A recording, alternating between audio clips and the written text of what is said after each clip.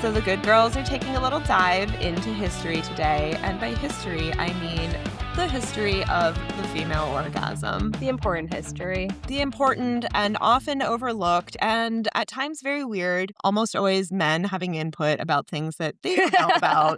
They definitely didn't know about back then. So let's dive in. So, okay, I had the idea for this episode. I was actually going to do an episode about the anatomy of the clitoris. So I can learn whether I'm have a disability and not having a G-spot. Yes. Or if I just can't find it, or if it's less sensitive. It includes all mysteries will be revealed about the G-spot. Is it real? Did Cosmo sell us some fake shit? Yes, all will be revealed. Teaser, future episode.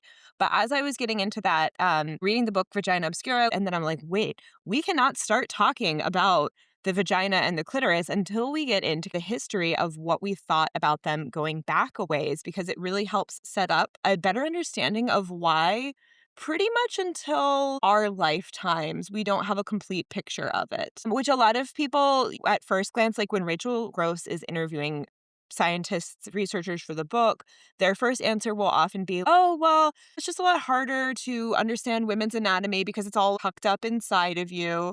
But when she talks to the people that have started to dig into this, or A as very she starts to important piece of our anatomy is actually right out there. yeah, and as she starts to ask more probing questions, a lot of people then come to the conclusion that they're like, or maybe we just weren't looking and we didn't care.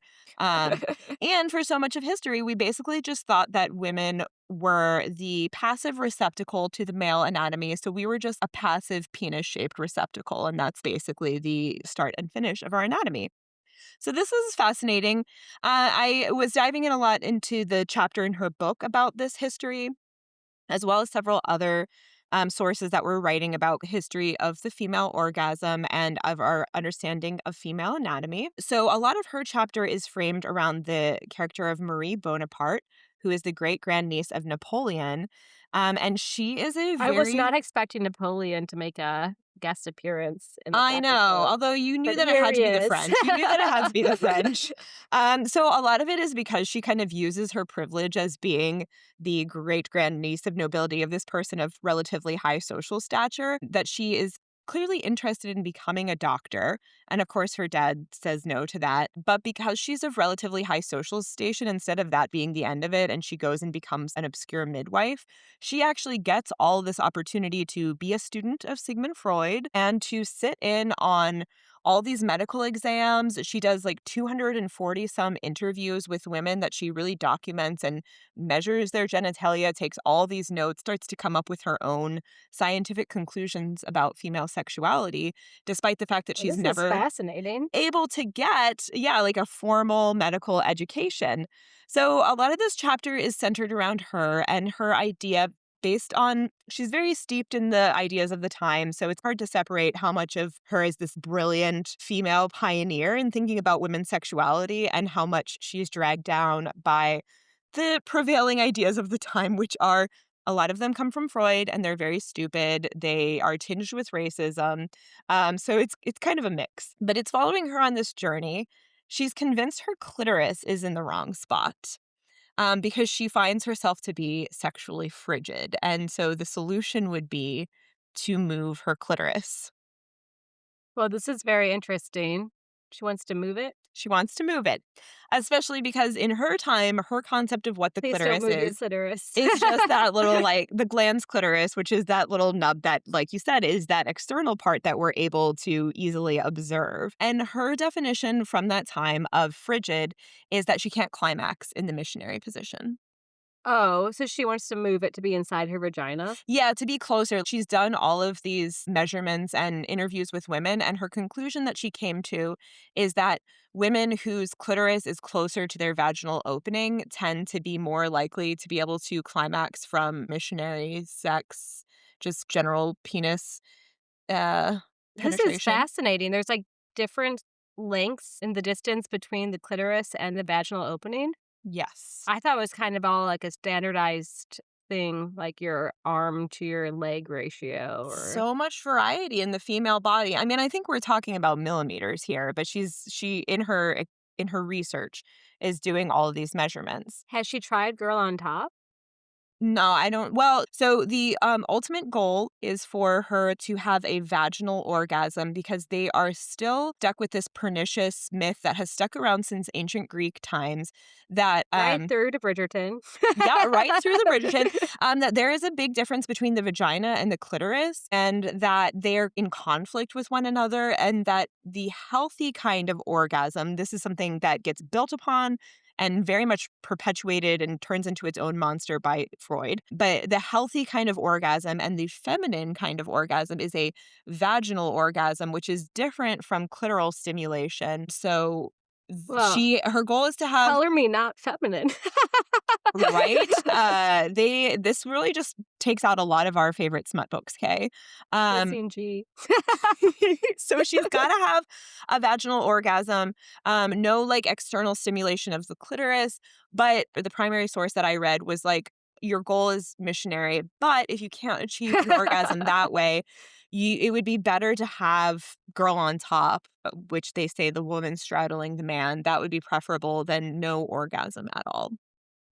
And we'll get back Wow. to why. So, yeah, once again, I feel like every episode we have to revisit the statistic that only about like 18 to 20% of women can climax from penetration alone. So, by this definition, the vast majority of us are quite frigid. Well, so in And you reading smut with your vibrator does not that is that very just makes not you feminine. hysterical, actually, in their time. So, Not in Love by Ali Hazelwood, it distinctly talks Is this about not like how KNOT? Is there nodding? no, there is no nodding in Not in Love. I don't know It is how a Freud contemporary felt about romance nodding. between two scientists, and she distinctly talks about how Eli knows how to use his hips, right, in Missionary so that he is getting her He's getting that clitoris angle in right. it, and Okay. so, like, what about the guy's angle that he's doing? Personally, I prefer girl on top because I can do the right angle rather than continuing to direct Yeah, the exactly, and angle. I think some of that might be a little bit more like basic physics or biology, and there's less in control from the man when you're doing, like, Well, missionary, but I don't I have, like, know. so I haven't many questions now. What is the distance of my clitoris to the vagina, and how does it differ from the average? Like, but we probably don't know. We this don't have all these gets average largely lengths. dispelled anyway because she is basing this all on the faulty assumption that the clitoris is separate from the vagina and that the clitoris is just the little part that you can see that sticks out. So, there's a whole mess of issues here that she doesn't even really get into. Um, but she's this interesting character. Mind So blown. she marries her Prince Charming. Turns out he's maybe gay. I don't know. He's in a thing with his uncle. So he like frolics off with his uncle. They So basically an do incestuous man who's not very interested. European royalty, makes total sense. So they basically like pop out the 2 kids that they're required to with their royal marriage, and then he fucks off literally with his uncle. And meanwhile, she just goes on like a sexual walkabout for the rest of her life. So she's a very liberated woman of, like the That would definitely be, like, 1920s and my 30s. dream situation for that time, is that, like, I enter into a royal Yes. marriage to keep, a nice status, so everything is comfortable. Because Yeah. being a servant might be fun, but I would prefer not to Yeah, then live you're that just life. like stuck working all the time, a Yeah. lifetime of drudgery, your teeth all You fall can't have a out, life of etc. sex and fun when you're, Yeah, pouring she just, tea. like her sexual conquest list is a real who's who of Europe of the time, apparently. Oh Um, gosh, go Marie. yes, so then, like, after in the 1920s, we are faced with there's this, big population drop after World War One. So the major expectation of women is to help make some babies. And that also at the time is this idea that woman's orgasm is necessary, and that's something that is the husband's responsibility to provide. So she is very concerned about the fact that she doesn't love penetration and that she is very fixated on her clitoris and can't get that vaginal orgasm. So she goes about all this like lifelong quest research and comes up along with a male doctor, um, she's kind of becomes this feminist research icon, and they come up with this surgery idea to detach the glans clitoris and then reattach it a little bit closer Oh, please to your don't do vaginal that. opening. Yes. How? So she does end up having the surgery. I mean, at least she's willing to like try her own. It's kind of like the guy who made LSD, like just tested it on himself. She does. Well, I'd rather try LSD than, move my clitoris surgically. Same, same. She actually does the surgery twice, I believe, because she's not satisfied with the results the first time, unsurprisingly. Anyway, kind of this framework for like this dive into the history of how we conceptualize female sexuality and the female orgasm. So once again, we can go all the way back to the ancient Greeks and thank them as the genesis of a lot of our weird ideas.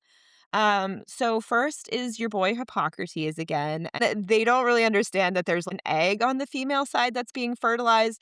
So his theory is that the female Is ejaculate. Hippocrates also in the Bridgerton world? Yes. I feel like this is a flash ahead to Bridgerton when Francesca is trying to get pregnant by her husband before he dies. And everybody's like, oh, well, are you reaching your pinnacle as well? Because it's really important for conception for the woman to reach her pinnacle, We which, should like, definitely call it a pinnacle from now on. that we definitely should. A la Bridgerton. I guess there is some stuff around if the woman is into it that it can somewhat increase your chances, but not a lot. And for the most part, this is just this antiquated idea that dates back to Hippocrates.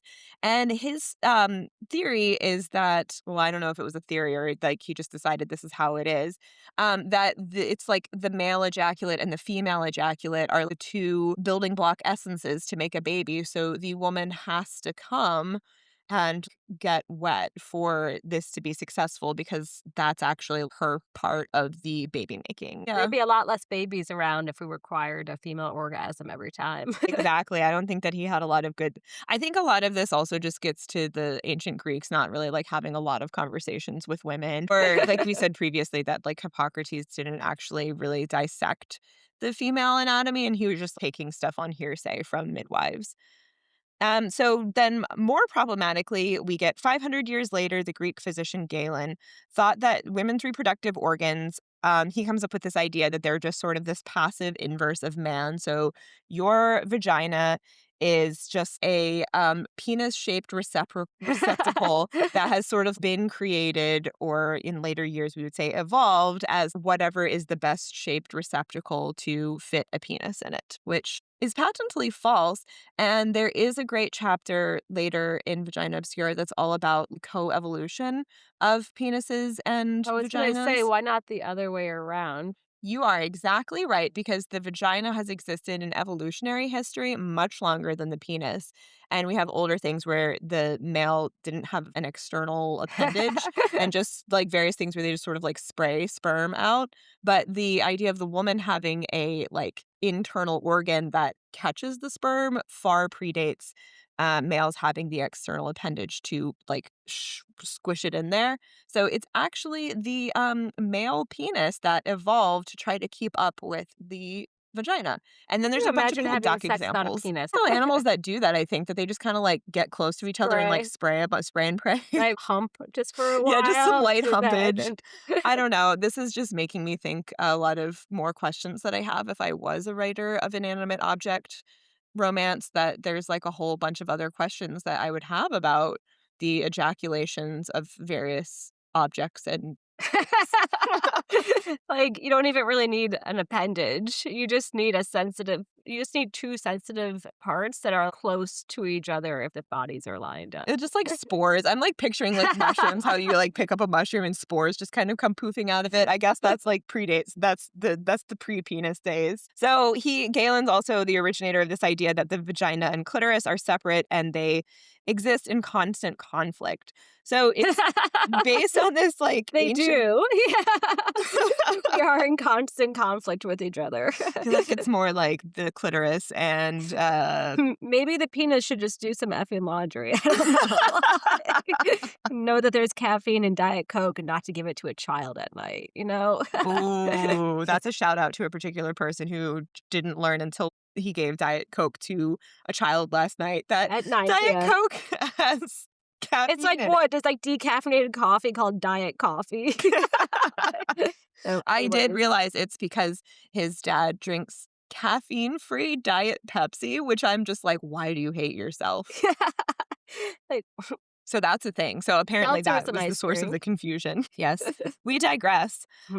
So they have the concept of homology, which I know that we've talked about before, and that is the idea that you start out in a gender neutral spot and that you have um, reproductive organs that have the potential to grow into either female or male, or obviously there are continuums in between because there are a lot of possibilities for intersex traits. So they had the concept, though, that the vagina and sometimes the uterus are the interior or inverse to the penis, and that ovaries are testicles. Where they got this wrong is that we are not the inverse of man, but the clitoris is actually the homologue to the penis. And they did get it right with the ovaries. So we do have all of the homologues of the same parts that start out as the same things, but they just got it totally wrong about where those all start out. Hmm. It's very interesting. I am also just continually grateful that I don't have testicles. I feel like, I why would think it I makes a want lot more sense to have your testicle like your gonads in your body than to just have them slapping around on your thighs while you're trying to jog. how uncomfortable? Yeah, Although I I hate them. sometimes I just ask Mr. SJ questions a lot because I don't understand what that sensation is like, but I don't feel like I'm missing anything. Yeah, I wouldn't mind like a day in the life of the man's body, but I can just guarantee it's I'd never definitely free. be like tucking. I'd be like wearing some like tight undershorts to keep that all like Definitely from not swinging around. boxers. Yeah, Yeah, I be don't. some Why I would never wear boxers. I don't think just nice based on breathable my boxer briefs would probably be my penis wear. I think I'd wear something that's, like, spandexy and really keeping things, like, where they belong. So, yeah, and if they had better understood homology, then they would have understood that the glans clitoris or the, like, externally visible part of it is the homologue to the head of the penis, and that there is the whole rest of the penis, the shaft, is tucked up inside your anatomy. But that is a spoiler. We'll get to that more in Hmm. a future episode. So anyway, so this is the Cliffhanger. so Galen is kind of the beginning of a dark age for the clitoris, as Rachel Gross calls it. Until thank you, European men, for discovering things. It is discovered by Matteo Rinaldo Colombo in the 1550s. Whoa. Footnote that actually there were like other parts of the world they were aware of the clitoris the entire time. And of course, women were aware that they had a clitoris. So I would say that this is This is actually like an even a stupider documented history. quote Yeah. unquote discovery than Christopher Columbus discovering the New World. We love you, man. Way to try. No, we know this is a thing because then he gets into a cat fight with Gabriele A cat Falloppio. fight.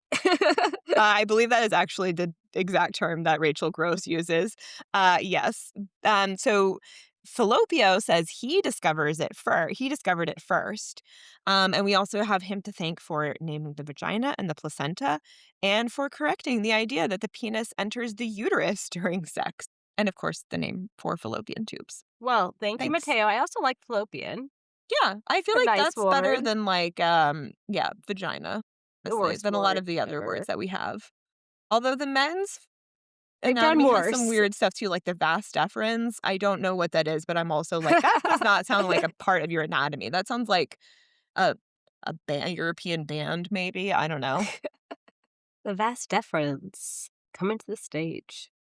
So we do also keep through into the 18th century the idea that there is this linkage between having a female orgasm and making a baby. So you would think that this would result in more pleasure for women. But obviously, as we've learned throughout history, no helpful scientific understanding about women, whether or not it's true, actually results in things being better for women. It always makes it worse. So this was basically this default defense for rape apologists, because then the idea is that Uh, if a woman, like, you could not have a baby as a result of rape, so therefore, like, if the woman was pregnant, it couldn't have truly been rape, was the way that they could then twist this logic around. And we know that that stupid idea hangs around to this day. For example, if you remember Todd Aiken in 2012, the Republican uh. congressman, when he was like, if it's legitimate rape, the female body has ways to try to shut that whole thing down, famously, Oh, before he Todd, you didn't win expert. the Senate seat. Well, we have that going for us. Yes.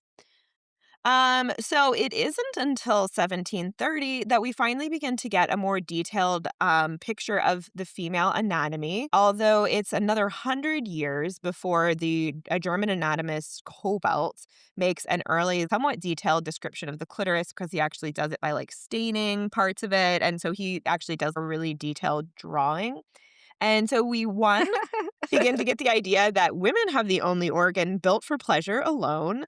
And again, we're talking 19th century here.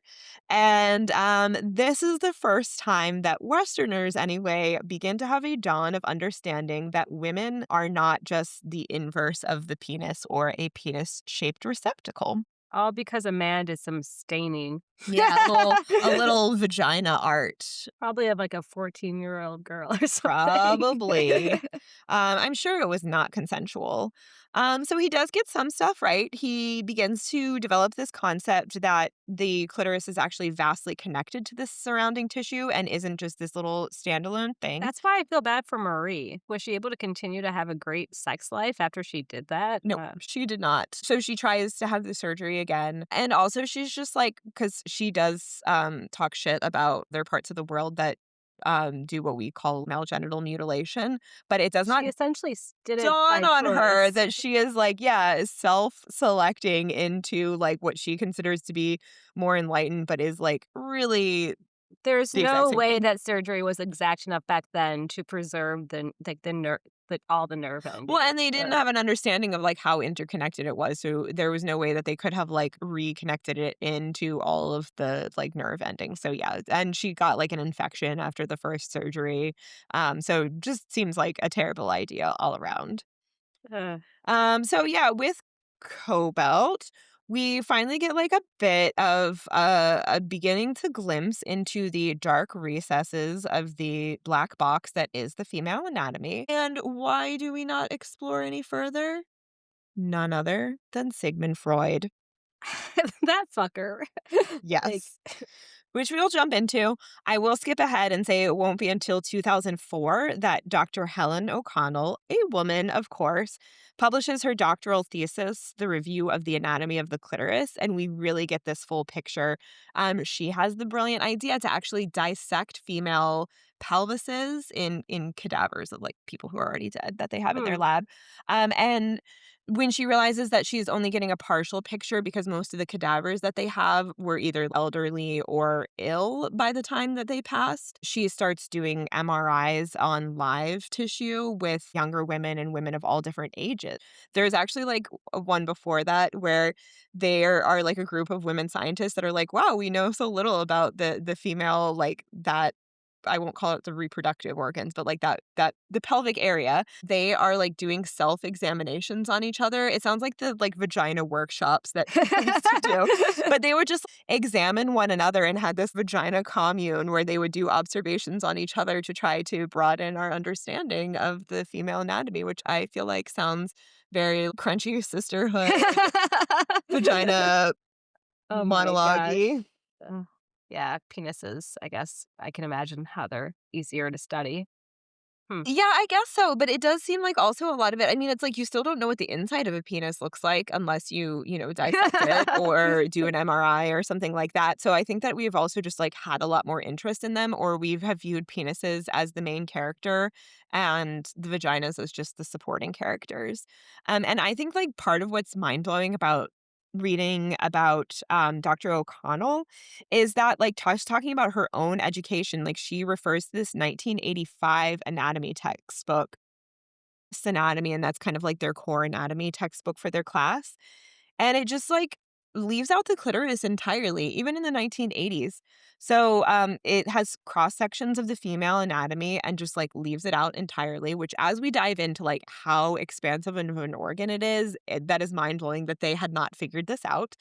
Meanwhile, they have 4 pages on the penis, and they refer to aspects of the female genitalia as a failure of male genital formation, which again is like the regurgitation of these Men ideas are that just have so existed for odd. thousands of years, right? I feel like this is just the only way that the men can feel good about themselves is by um, bringing down the ladies and their vaginas. Yeah. Sorry that you have to have like a big appendage hanging off of you just to fit into us because that's like really all that happened there. Like you were accommodating us. Because you found that your mushroom spore technique was not as effective, so you needed to evolve something to just, like, do a in-person delivery of your sperm. More direct. Yeah. Coming in through the front door. So let's dive back into the history part to get to where we pick up with the Sigmund Freud and his misguided attempts at understanding women. So going to the Victorian era. So we again get some preliminary data on women, but instead of that resulting in helpful conclusions for women, we just get a lot of male Victorian doctors who come to the conclusion that women are actually just incapable of climax. The worst. Very Victorian. So this British gynecologist, William Acton, wrote 1857, the majority of women, happily for them, are not very much troubled by sexual feelings of any kind. And I'm like, wow, you really just didn't please your wife, did you? So, do you think that Julia Quinn, the author of Bridgerton, was just being historically accurate when she wrote kind of lame sex scenes? Yes. It's not that she doesn't know how to write a hot sex scene. She's just like, no, really, a man would just stick a finger and do a little tickle and then be like, okay, that's it for foreplay for you. We're saying this because Kay sent me a screenshot from the first Bridgerton book, which literally the part where he does The just Duke stick and a quick I, finger in there it literally is and tickles described her as sheath. a tickle of the sheath. And then he takes a finger out and goes right into a virgin's vagina. Yep. Like, Which again, and I know this is in a lot of romance books where they refer to the vagina as a sheath, but after reading about all this history about our long standing conceptualizations of women as just being this penis shaped receptacle, I feel like that sword and sheath analogy doesn't really do it for me. And that's maybe what's been bothering me about calling it a sheath, I mean, I've always called it my sheath. That's kidding. Yeah, I agree, but I think that maybe it especially was. at medical appointments. I'm like, are you ready to Yeah, just go into the check sheath. my sheath for any infections? Stick that probe up there. Do a sheath smear?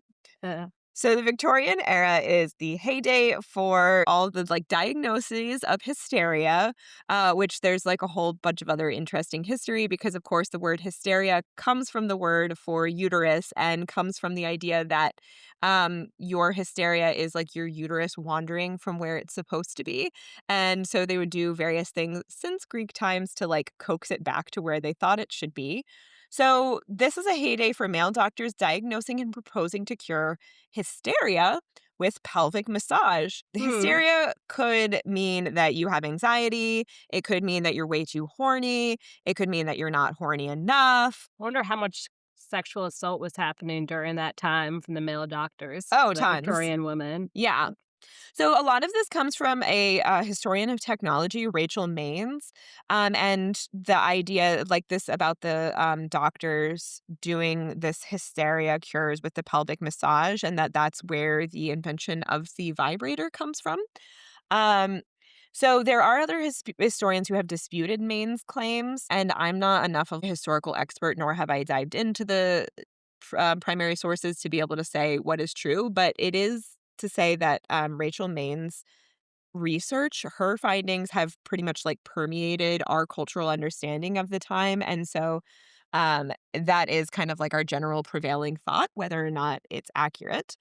Um, but guess what year, Kay, the APA finally drops the diagnosis of hysteria from the what's the manual called? The The manual with the DSM DSM, yeah. for two. 1980. So Oh, okay. I yeah, was way more pessimistic. before I know I like hyped it up a lot, but still that's really depressing that like our moms basically could have still been diagnosed with hysteria, which could just also mean that you were a troublemaking lady who caused way too much of a fuss and that you just, needed to have your uterus calm down. Oh my gosh. Well, you definitely had hysteria during high school. I definitely So did. maybe they still I wish needed somebody had diagnosed me properly. it. So she says that we had like hydratic massage come into popularity then. And so like basically the whole shower head to climax kind of thing is actually just like part of women's spas at the time. But And it's because cute. women can't orgasm, it's called hysterical paroxysms, not an orgasm, because obviously, like, women didn't orgasm in that time. That was just like them resolving their hysteria and like going into fits. um, so yes, invention of the vibrator, which I will say I did actually learn. For curing your hysteria. How No, I sweet. learned about the vibrator from my like animate object romance adjacent one where the guy gets turned into a Oh, sex yes, toy with and then she was, like, the curator of sex yeah, and then he's, toys. like, reborn, and then, like, between as, like but he has to figure out how to give her pleasure, in between every chapter, there's, like, fun tidbits about, the different sex toys of different eras, and So, I would recommend looking up what a Victoria era vibrator looks like. It looks like you have to be the one to crank it it's a hand into crank. There are plug-in ones, yes. and then there's, like, some hand crank ones. I don't know if you can wind it up a little bit and then let it go so you're not trying to, like, crank and It looks more like they're trying to get a sample from my cervix than that more they're like trying a to medieval torture blow dryer with a hand crank yeah. on it. I probably would rather use my hand, but, don't knock I it mean, till I you guess try also it. if your doctor is using it. So according to Mainz, this was invented because the male doctors were getting hand cramps from all of the like hand jobs that they were administering, which again, gag, gag, gag, problematic. So this was like a helpful little tool for them. Oh my god, the men were getting the hand crabs while basically fingering these hysterical Just women. like fingering all of their patients, yeah. So while it's difficult to get a final ruling on the accuracy of Maine's conclusions, we do know that home vibrators took off quickly. And in that era, they were just considered kind of more of this handy little home appliance to help your woman maintain her mood. And so they're like advertised in like women's home companion, like good housekeeping, whatever, as the little home doctor or aids that every woman appreciates. Sears Robot catalog. Hmm. I'm trying to decide whether I think that this is, like, amazing or not. I don't know. I feel like It's probably better than nothing. yeah, I know. I guess it probably depended on, like, each particular woman. Like, some women probably were just, like, getting to enjoy, having some sexual pleasure and a little bit more autonomy over their lives, and then probably in a lot of cases, it was just, like, this sad kind of thing where, like, women still didn't have control over their orgasms. But we basically see it kinda, like, drop out of popularity until there's this whole sex toy boom where now you're, like, in the current era of, like, pretty much every podcast you listen to has, like, a sex toy company that they do, like, ads for on the side, regardless of whether it's a sex podcast, and, like, it's just a pretty commonly And, spoken like, about. we're here with a sex podcast, guys. Yeah. So if there With are a any big sex toy Vietnam companies fan base. that want to be that are looking for a great podcast that talks about vibrators, at least Global reach. yeah, global reach, talk about vibrators already. It's a perfect theme. So by 2009, how many would you guess percent of women report having used a vibrator versus in the number in 2022? I'm gonna guess that it's something like 15 and 40. Oh, so actually higher than that. Again, you're being pessimistic. So it was 53% of women in 2009. Which I What? feel like is pretty impressive because, like, that's definitely before, again, you could just, like, have all these online companies that you could buy them from discreetly and, like, every celebrity is advertising one. But by 2022, they think about 80% of people have used one. Well, Women this is fascinating. yes. During that slump, until we get back to the present day and how liberated we all are, we have the 1920s and 30s. So you have the prevailing idea here that women are an offshoot of men, under his care, a recipient of actions, and in Freudian terms, a little creature without a penis, i.e., basically a castrated male. Lucky us. So this was where I got a lot of like great primary sources, mostly from an article by Catherine Angel, who has a lot of direct research that she did, because there is kind of an interesting thing at the time because as much as like women are still meant to be very demure, very mindful, um, the importance of the women's orgasm is high, but it's entirely the men's responsibility. It's meant to be a vaginal orgasm. This is Marie Bonaparte's era. If you leave it as only the men's responsibility, it might not happen, guys. Well, and that was why they had some sex manuals at the time to help the husband do his duty because you had to get it just right. You had to unlock her sexuality a bit to like get her into it, but you didn't want to unlock it so much that she just becomes a raging nympho, basically. So Careful balance. I know this is where the quote that I saw about if you can't reach the orgasm in missionary position, sitting astride the man is, quote, certainly better than the titillation of the clitoris. Just anything besides the titillation of the clitoris. I think that titillation of the clitoris would be a great name for this episode, actually, and also for a romance novel. So yeah, he has to kind of arouse and maintain her appetite so it's neither too much nor little. And so there was the expectation that men would learn how to like kind of pleasure their woman in the proper way. And one of the manuals from the time says that men would have experienced sexual intercourse with prostitutes before marriage, and that could make them either unaware of how to get a lady to enjoy it, since the prostitutes were usually faking it, or indifferent, believing that women do not have pronounced sexual feelings as men do. So they have progressed from the Victorian times to believe that women have sexual feelings. However, the responsibility for them is the husband and the husband alone. Yeah, this is kind of like the kiss of the basilisk, but with different Exactly. genders, where like you go and get trained by basically, I guess, skilled prostitute, a basilisk, to be good at sex. But the So prostitute is actually a basilisk in the book, right? Not an like the actual snake thing. basilisk, yeah, like a shapeshifter. Oh, It goes shapeshifter, between that's a right. snake and a man, a snake and a man, but sometimes can like transform and be both a snake and a man at the same time. That So seems that good for little teaching snake about tongue. the arts of pleasure to be a snake and a man at the same time. Boy. I still haven't read this So book, so it's on my to read list. I just meant more like how it translates over to a human man, but I won't go there. Okay. So, back to early 20th century, self-pleasure is obviously off the table. The, getting the woman to reach her pinnacle is the provenance of the man alone, so no self-pleasure.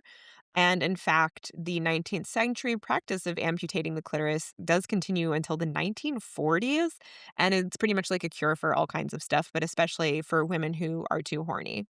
So you can really be thankful that you were not born in that era. So And sad. so then, yeah, the man keeping his woman like well orgasmed is like it makes her healthy. It makes sure that like she's not going to wander off and cheat on him.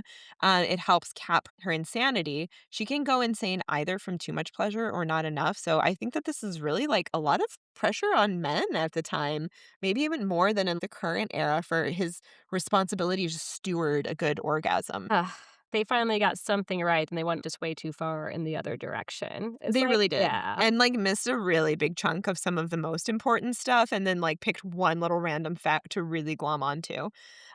So there's this woman wrote a 1930 manual and says a man's sexual feelings are easily and quickly aroused and quickly satisfied, and the actual sensations are limited to a relatively small area of the skin of the penis.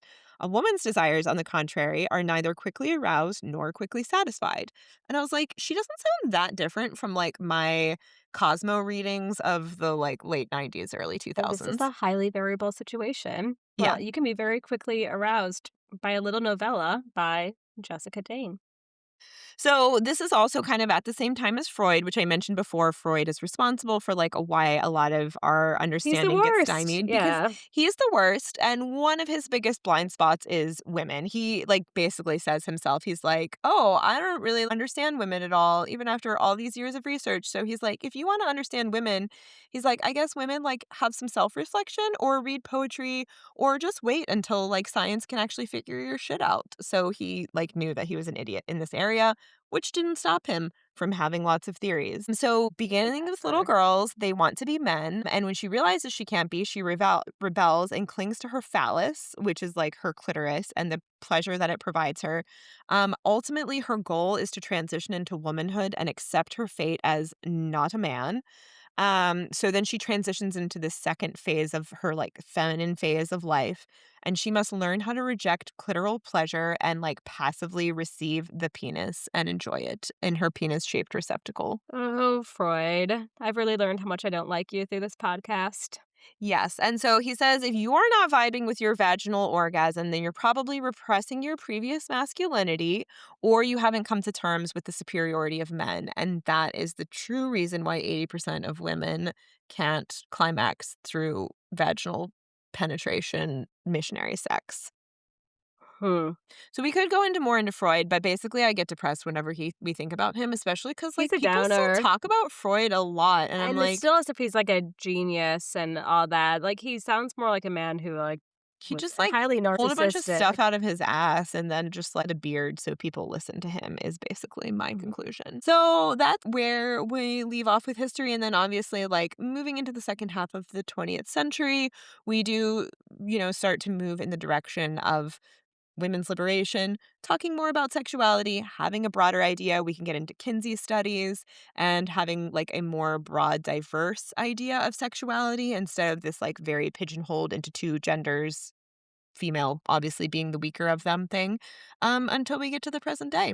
Well, this was a beautiful review. Just a nice little sexy history lesson that is actually kind of depressing. I learned a lot. This afternoon, I had a little time, so I read a novella by Jessica Dane where the woman walks in to be hired by her two stepbrothers who own this billionaire tech company, Oh, and step-sibling porn. I've watched this one before. they both instantly decide that they want her, and, like, Do you need to cough?